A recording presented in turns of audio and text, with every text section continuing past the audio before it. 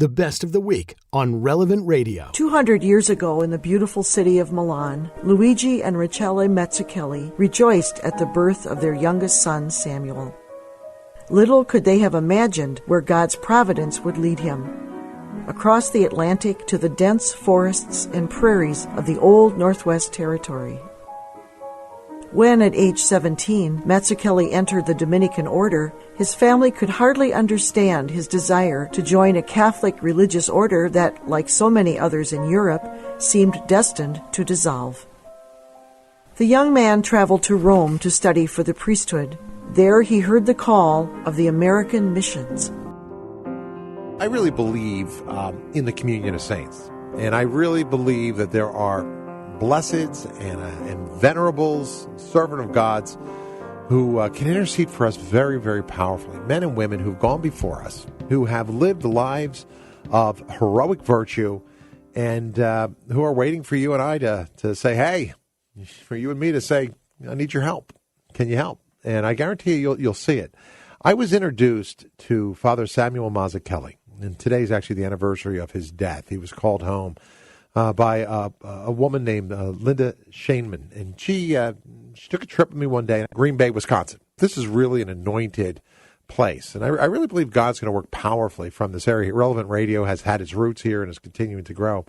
But before that ever took place, the missionaries took foot to this land, and they brought God. They brought the message of God to this area. And today's the anniversary of a priest who evangelized this part of the world. He lived in the upper Midwest during the 19th century, and he evangelized anybody he came across. His name was Father Samuel Mazzuchelli, and he came here like 1828. He spent most of his life in Illinois and then Iowa and Michigan and Wisconsin. He traveled on foot and horseback and snowshoe and canoe and anything he could get to get from one place to another, and he preached the gospel. He was an anointed preacher to anyone who would listen. He ministered the sacraments. He established parishes. He built churches. He visited the sick and the dying. He spent his life in dedication to God, and he was a model priest. He really was, and he had incredible gifts, too, mystical gifts, special love for the Virgin Mary. He did harsh penances, even had a vision of her. St. John Paul II, of course, he was declared venerable by him, and the delight to have my friend Linda join me today. She actually took me to the grave of Father Mazzuchelli and took me to the Cincinnati Sisters, where I was able to hold what they call a penance chain. It's something that he wore to do penance. These great saints all understood suffering. They all understood the power that comes when we unite our prayer with suffering. Samuel Mazzuchelli is buried, I believe it's in the Diocese of Madison, and that's where his cause for sainthood is opened. And Linda joins me today. Linda, thank you for your time, and thank you for introducing me to this remarkable, I believe, future saint. But we'll see. We'll see what God has in store. A remarkable intercessor for sure. Well, thank you for having me on, Drew. This is exciting to talk about Father Mazzuchelli, and especially on his anniversary of his entry into eternal life. This is perfect. I grew up about an hour away from Cincinnati, which is the Dominican community founded by Father Samuel. And we had a family friend who was working on building the new chapel that they were building in the 1960s. And so we would go over there to visit. And so that's my first introduction to Father Samuel. And over the years, I've just gotten to know more and more about him and learn. And the more I learn about him, the more I love him and am amazed at this missionary priest and what he did and what he accomplished back, 150 some years ago without all of the conveniences we have today. His first assignment was what is now Wisconsin and Michigan, and he was once the only priest west of Lake Michigan. So that's amazing. So how did he evangelize the territory here? I think America's an anointed nation. Why did he end up coming here? And tell us a little bit more about who he was. Okay, so Father Samuel, Italian like you, he was born in Milan, Italy, in 1806. And at age 17, he answered God's call to join the order of St. Dominic. So he was a Dominican, a preacher. And then at age 22, he answered God's call. He left home and all to come to the United States to be a missionary. And that was in a time when our country was only 52 years old then.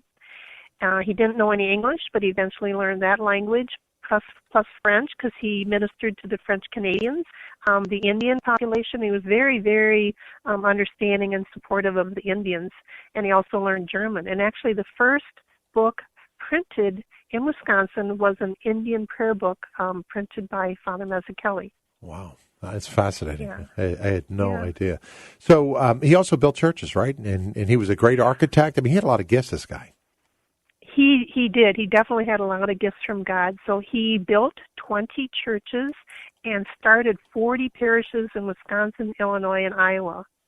Fill me in on the mystical side of this priest. And we know he was a great missionary, great evangelist, great architect, great teacher. What was his spiritual life like? Well, his mother died when he was only, I think, 6 years old. And I think he formed a very special relationship with our Blessed Mother, and actually mainly under her title of Our Lady of Sorrows, which makes sense since he lost his mother at such a young age. And, he did have a vision of, well, he thinks he was visited by St. Joseph. He said one day he had a mysterious visitor just kind of suddenly appeared at the rectory and came in, and Father Mazzuchelli was telling him about some problem he was facing, and this man gave him a solution that he'd never even considered, and it was the perfect answer, and the man left, and then Father looked to watch him leave, down the street, and he disappeared. Oh, my God. So he always felt it was St. Joseph. Yeah, wow, I know. So, cool. So that's typical St. Joseph. What a very powerful saint, but he does his work very quietly. Yeah. That's so true. So he not only had that vision, but did he encounter Our Lady too? Yes, he did, twice that we know of. So the first time was about 6 months before he died, and he was preparing for the consecration of one of the many churches he built, and he was laying awake in his tiny bedroom, and the door opened into a sitting room that they called the Blue Room, and our Blessed Mother appeared to him in the Blue Room, clad in a white robe, the blue mantle, enveloped in a blue cloud. And one of the nuns, apparently, one of the Dominican nuns was there and said he looked as if light were flashing out of his eyes. Wow. He spoke of the Blessed Mother as if he was seeing her. And he said, I was always a great admirer of beauty, but I never saw anything to compare with her beauty. She called me her child and told me to desist from an undertaking which I had in mind.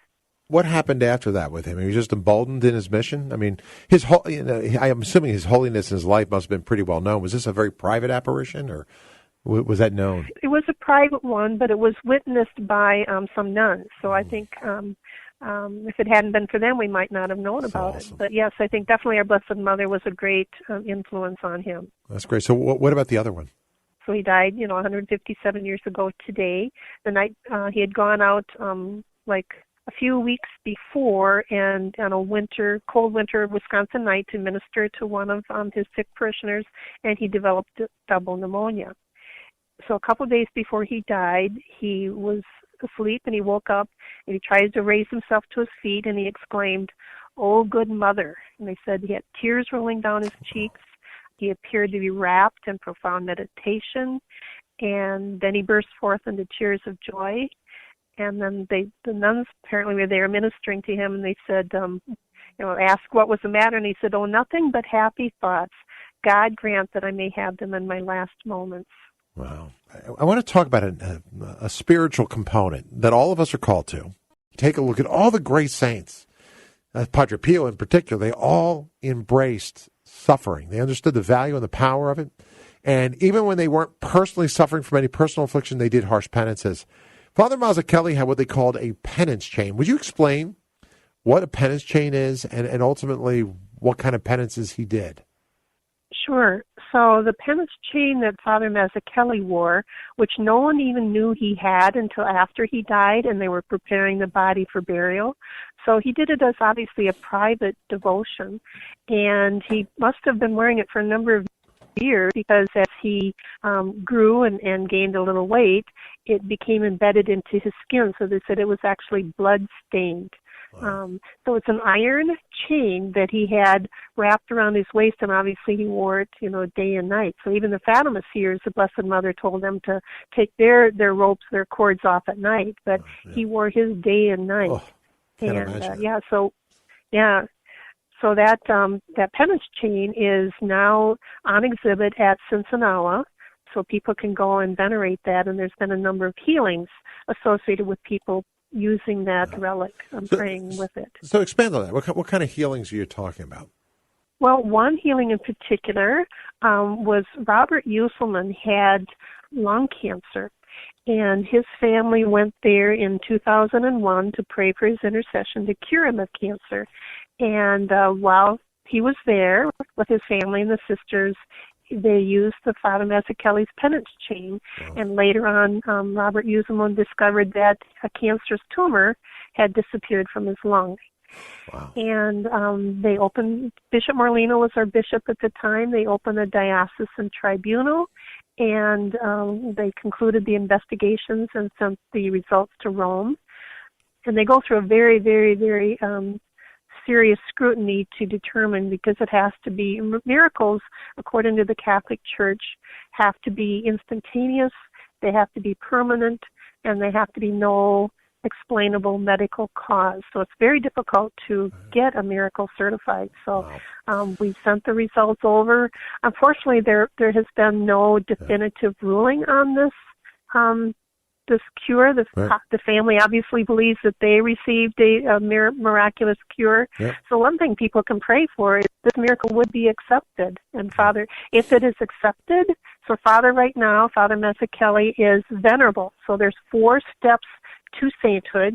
First step is servant of God, and then next step is venerable, which is where Father Mazzuchelli is, and that's where you pray to God for Father Mazzuchelli's intercession for a miracle, and if that is approved, then he would be elevated to, he would be beatified and be called blessed, and then you go through the same process one more time, another miracle, and then he would be canonized and become a saint. Wow, so beautiful. Let's do this. I want to take a couple phone calls for you. And again, we're talking about Father Samuel Mazzuchelli, and today God calls him home. How many years ago was it now that he died? 157 years ago in 1864. Wow. This was an anointed place, wasn't it? I think about the United States in the late 1800s, 1859, the Mother of God appeared. I mean, there's so much that's unfolded. 1892, 33 years the date of that apparition, Leo XIII gave the statue of St. Joseph, the national shrine. It's now the national shrine of St. Joseph to this country. You have Mazzuchelli at that time. A lot of these contemporaries crossed paths, I'm sure. So, we have a couple minutes. Let me ask you about that. Are there more miracles being reported? I know we have this miraculous lung cancer, healing, but are there others that are in queue right now? Are you aware of others? And what can people do, Linda, too? What can they do, those who are sick? Can you visit? Should we just pray? What would you suggest? Okay. Well, there are a number of other reported miraculous cures. I'm not sure if I'm at liberty to share what they are, but not. People are praying for his intercession, and of course, the miracles ultimately come through God, as we know. But we're praying for intercession, and God gives us saints for imitation and intercession. And so, you definitely can be praying to. For the intercession of Mazzuchelli for physical and also spiritual favors. And I just wanted to mention that, a lot of times we think about physical healings, but, one of the biggest hardships our parents and grandparents have right now is their children have left the faith. And so Father Mazzuchelli, what a great evangelizer. I would really encourage people to pray for his intercession, for his evangelization for the family to return to the faith. That's such a great prayer. I remember praying with you. I held that chain probably for half an hour, that penance chain. You did. I think you have the record for holding it longer than anybody else, Drew. And then I held the box afterwards. It was it. We walked all over the place. I probably had that for a couple hours. You did. I just felt, I felt his presence, and I was praying for somebody in particular, and to your point of not physical healing, I was praying for somebody who was struggling emotionally when we were there. They've had anxiety and other issues, and I really think Father interceded. To this very day, I pray to him for certain needs. I mean, there's certain saints I turn to for certain things, and of course, I think we're going to see him in much, greater prominence in the days ahead, and I look forward to that beatification. Thank you for introducing me to this powerful intercessor, and I will remember you along with my personal intentions, okay? And you got to come into the studio and where we can pray together, and I'll come back down and we'll pray by the grave again, and we'll connect. It'll be fun, okay? I'm looking forward to that, Drew. All right. God bless you, Linda. Have a great one, okay? God bless you too, Drew. You can join me and listen on the Relevant Radio app to The Drew Mariani Show live each weekday at 2 to 5 Central. Thanks for listening.